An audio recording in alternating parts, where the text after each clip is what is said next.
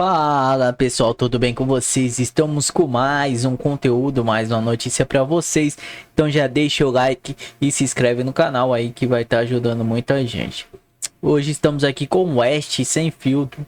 Todos os créditos ao canal deles, o link tá na descrição e no comentário fixado. E sem enrolações, vamos reagir ao vídeo. Os que atuam no Brasil apliquem a lei Magnitsky contra brasileiros. A norma foi usada pelo presidente dos Estados Unidos, Donald Trump, contra o ministro Alexandre de Moraes no mês de julho e pode alcançar outros integrantes da corte e também familiares. Na visão de alguns ministros, se um banco bloquear contas ou cartões aqui, o STF pode interferir com base na legislação brasileira. Há um pedido no Supremo, apresentado pelo deputado Lindbergh Farias, para barrar qualquer bloqueio no país. Em reunião com banqueiros, organizada inclusive por Rodrigo Maia, representantes de bancos do Itaú, Santander e BTG, indicaram que não pretendem impedir operações de Alexandre de Moraes no Brasil, mas demonstraram preocupação com eventuais exigências de Washington. Piotr, nós já conversamos aqui dessa preocupação que alguns ministros tinham, se o ministro Alexandre de Moraes poderia seguir com contas nesses bancos, uma vez que eles também têm operações nos Estados Unidos. Num primeiro momento, há uma apuração que sim, que ele pode operar em reais, mas não em movimentações com dólar. Mas a gente precisa acompanhar isso, os próximos passos. Vale lembrar que há uma ação no Supremo Tribunal Federal, pedido do PT, e quem é o relator é o ministro Cristiano Zanin, que é uma ação do PT pedindo aí para a corte proibir os bancos de aplicarem a lei Magnitsky. Agora, isso poderia causar uma crise no sistema financeiro bancário brasileiro, Piotr? Então, vamos ao princípio da lei. Tem a sanção primária, que está no CPF do ministro Alexandre de Moraes, possivelmente possa ser até estendida à esposa dele, e as sanções secundárias, que é para, obviamente, bancos que fugirem à regra. Essas sanções secundárias podem chegar. Quando os próprios bancos dizem assim, não vamos restringir, até que sejam avisados que não podem fazê-lo. A hora que chegar uma norma e, olha, é o seguinte, se vocês continuarem dando espaço para a atuação financeira do ministro Alexandre de Moraes, um sancionado pela lei Magnitsky, então você não vai operar mais dentro dos Estados Unidos. Imagina o BTG, por exemplo, que é um banco de investimentos. Tem ações, tem relações com os Estados Unidos, o Itaú, o Bradesco, bom, todos eles têm, os bancos brasileiros de investimento ou não, todos eles têm relação. Aliás, o mundo financeiro inteiro tem relações com os Estados Unidos por razões óbvias. Aí vem o momento das secundárias. Quando chegarem essas secundárias, eles vão dizer o quê? O que nós estamos vendo agora é aquela história, vamos jogar para a galera. Desculpa a expressão mais simplória aqui. Os ministros vão atuar para que o Alexandre continue a ter movimentação bancária aqui, o Supremo vai usar a lei brasileira. A questão não é usar a lei brasileira pode determinar o que quiser, o problema é que este banco tem uma atuação internacional. E se o país que aplicou a lei disser, olha, não pode, ele vai ter que fazer uma escolha. E ele vai dizer para o próprio ministro Supremo que está tentando convencer, ele diz, olha, é o seguinte, se fizer isso, quebra meu banco. Meu banco deixa de atuar nos Estados Unidos. Ou eu perco um monte de clientes que têm interesse nos Estados Unidos. Um banco que hoje tem atuação internacional passa a ser o quê? Vai todo mundo ser um banco local? É o tipo de coisa que todo mundo fala o que quer nesse momento, até que chegue a sanção. A hora que chegar a sanção é a hora da verdade. Por enquanto, me parece que essa reunião foi assim. Vamos esperar um pouco, calma, a hora que chegar a gente decide. Mas eu duvido, conhecendo o sistema financeiro e conhecendo a Faria Lima, eu duvido que eles tenham dito, olha, pode ficar tranquilo que não vai acontecer nada. Banco não tem a menor chance de fazer isso. Banco é naturalmente um sujeito extremamente conservador, porque se perder uma regra, ele sai fora do sistema. Se ele sair fora do sistema, ele não tem negócio. Mas quer dizer que o que está na mesa de Cristiano Zanin é isso? Ele pode decidir que proibir que os bancos apliquem a legislação Magnitsky a brasileiros? Ele pode tomar essa decisão. A questão e a consequência seguinte. A decisão... Vamos lá. Nós não temos jurisdição sobre a lei americana. Óbvio, a extraterritorialidade que o Alexandre de Moraes tentou aplicar deu errado. Os americanos estão querendo o quê? Impedir liberdade de expressão de um cidadão americano? Em solo americano. Em solo americano, bom, já deu errado aí. Essa é a razão desse barulho que nós estamos vivendo, dos 50% de tarifa, essas coisas todas. Da pior crise diplomática entre o Brasil e os Estados Unidos, nessa longa história de mais de 200 anos de convivência. Essa é uma questão. Aí vem agora, tem uma aplicação da lei. Tá bom, aí o governo vai falar assim, não, mas a lei americana não pode prevalecer aqui. Em tese, em algum momento, os Estados Unidos não estão dizendo isso. Estão dizendo o seguinte, o banco que atua aqui também, se fizer isso, está fora do meu sistema. Tudo bem, você faça uma escolha. Claro que uma lei americana não pode ser aplicada, é uma questão de soberania. Isso eu entendo, todo mundo sabe disso.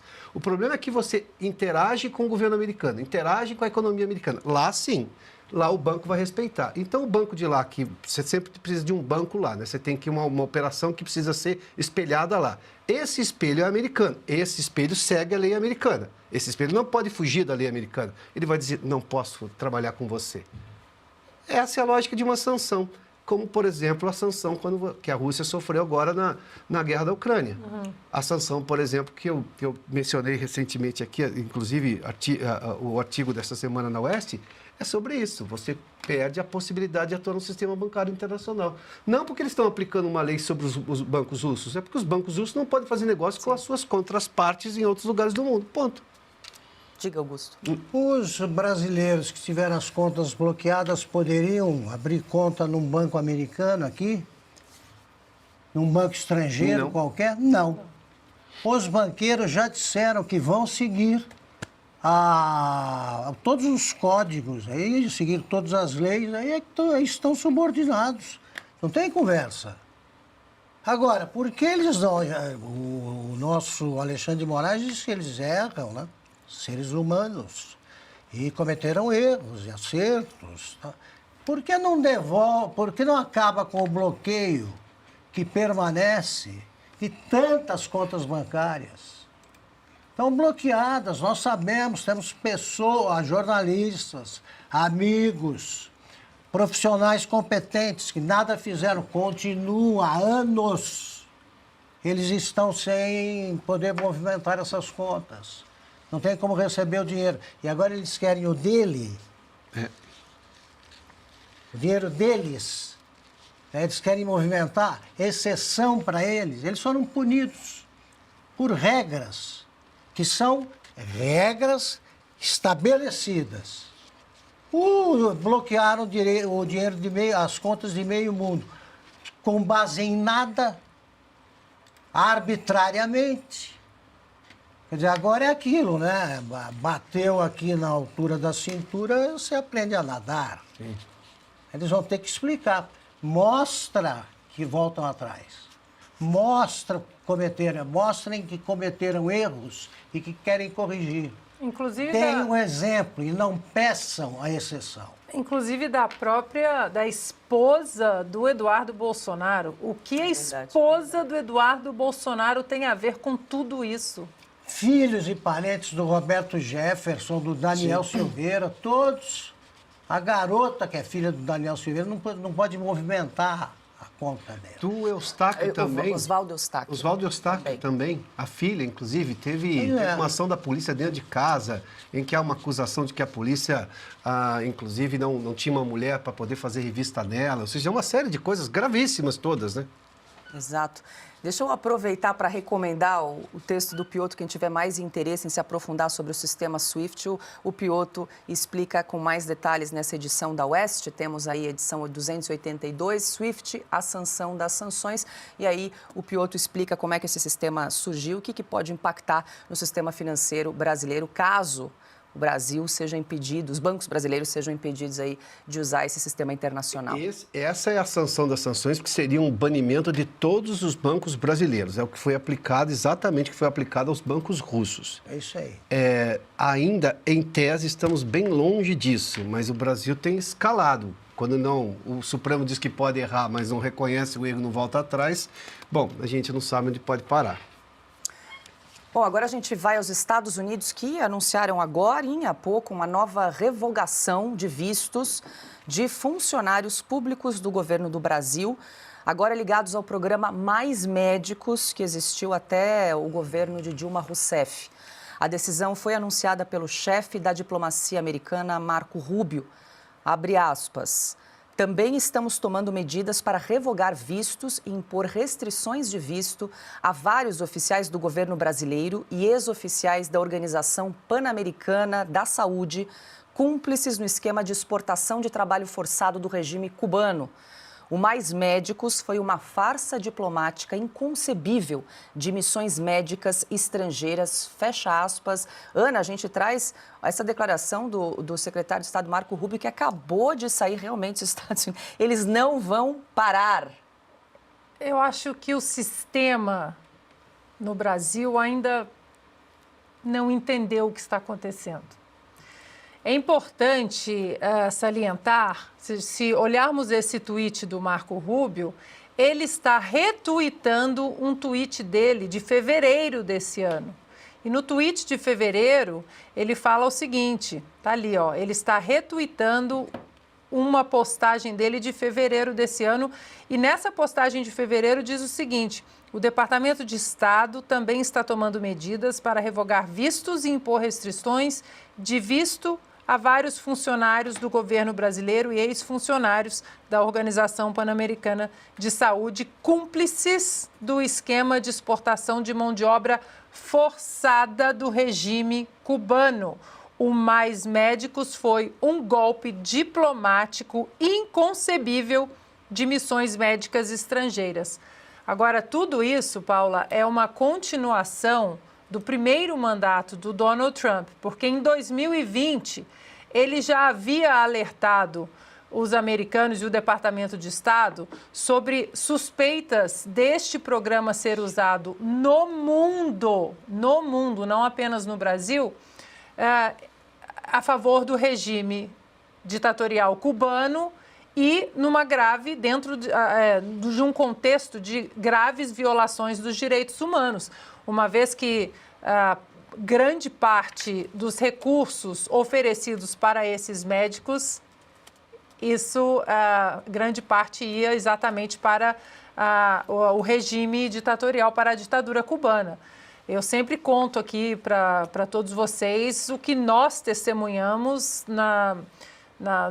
nos Jogos Olímpicos, em toda a nossa caminhada com as jogadoras cubanas, como elas ganhavam premiações e 100% de gordas premiações, 100% iam para, na época, Fidel Castro. E aí, no primeiro mandato de Donald Trump, ele levantou esse sinal amarelo, agora já é um sinal vermelho, mas o contexto é que agora ele está dizendo, né, funcionários do governo brasileiro cúmplices do esquema de exportação de mão de obra forçada do regime cubano.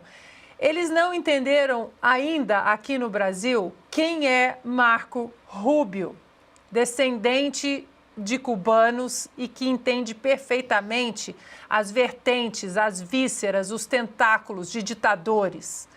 Portanto, se os ministros ou este atual governo, Lula, esse Itamaraty ativista, se eles não entenderam o que está acontecendo, os americanos já falaram que não vão deixar o Brasil virar uma nova Venezuela, ou Cuba, ou o que quer que seja. O contexto é muito maior, vai além de tarifas, de sanções a vistos, de Magnitsky. É um contexto geopolítico muito grande para a América Latina e para a América do Sul. Tá perfeito. Diga, Augusto. Eu queria completar aqui, perfeito. Eles atribuem tudo à amizade entre Trump e Bolsonaro. É muito mais que isso. O Brasil, resumindo, não vai se transformar numa outra Venezuela. E é esse o temor justíssimo deles. E não vai mesmo. Todos os movimentos do Lula, que é presidente porque o Supremo quis, vão nessa direção. Irã, Venezuela, eles acham que os Estados Unidos brincam com isso. Os Estados Unidos têm uma política externa muito bem definida. Não é como a nossa, aí onde fica dando palpite o Celso Amorim, nosso pintacilgo do Planalto. Eu só ia lembrar como é que funcionava a remuneração. sim, é isso A aí. Ana lembrou Sim, é com o que as fisco, jogadoras de vôlei 100% ia para Cuba das premiações, mas médicos como é que funcionava? Cuba embolsava 70% do salário dos médicos cubanos que trabalhavam no Brasil, uma média salarial ali de R$12 mil, 30%, aliás, 25% ficava com os médicos e 5% eles ainda direcionavam para OPAS, aquela organização pan-americana de saúde. Era assim E as distribuído. famílias ficavam como reféns lá em Cuba, né? Porque Exatamente. se eles quisessem ficar por aqui, seriam punidos lá. Sim, inclusive muitas atletas que às vezes tinham propostas para jogar na Itália, na Turquia, algumas acabaram ficando por lá, mas só depois de saber que as famílias conseguiram sair de Cuba. Porque se elas tivessem familiares em Cuba, elas tinham medo de ficar, de pedir asilo político, enfim. Então, é sempre essa ameaça contra a pessoa e também contra quem fica em Cuba. 115 mil telas nesta quarta-feira, dia 13 de agosto de 2025. Aproveito para te convidar. Fala pessoal, vamos estar vendo aqui uma notícia aqui no Conexão Política, o site que traz a verdade ao povo. Eleições 2026, Moro lidera a disputa pelo governo do Paraná. Veja os números, levantamento do Pará. Pesquisa ouvidos eleitores de Curitiba apontam a liderança em todos os cenários. Levantamento do Paraná, pesquisa divulgada nesta quarta-feira, dia 13, indica que o senador Sérgio Moro, do União, lidera as intenções de voto para o governo do Paraná entre eleitos de Curitiba. No cenário principal, Moro registra 41,3%, seguido pelo deputado estadual Requião Filho com 25,3% e pelo deputado federal Paulo Martins, que soma 14,6%. Sondagem perguntou se as eleições para o governador dos estados do Paraná fosse hoje, os candidatos fossem esses em que votariam. O Instituto ouviu 806 eleitores na capital paranaense entre o dia 7 e o dia 11 de agosto. A margem de erro é de 3,5% e o nível de confiança é de 95%. No segundo cenário testado, incluindo deputados estaduais, Alexandre Cego, Moro aparece com 39% das intenções de voto, enquanto o Ciro registra 9,2%. Paulo Martins mantém o desempenho semelhante ao primeiro cenário. Em uma terceira simulação que acrescenta vice-governador da Silpiana entre os nomes de estados, Moro mantém a dianteira com 40,6% das intenções de voto, seguido pelos demais adversários em patamares inferiores. Então é isso, pessoal. Não se esqueçam de comentar o que você achou do vídeo. Quem é paranaense aí, me diga quem que você tá torcendo para ser presidente aí. E para quem tava assistindo o vídeo anterior aí, comente aí o que você está achando da decisão do STF aí em pautar para os bancos não bloquearem as contas do Moraes aí. Comente aí se isso aí vai prejudicar os bancos aqui no Brasil. Então, pessoal, não se esqueçam de deixar o like antes de sair o vídeo e se inscrever no canal e ativar o sininho de notificações, que o sininho notifica todos os nossos vídeos para você aí na sua telinha. E até a próxima, pessoal. Valeu!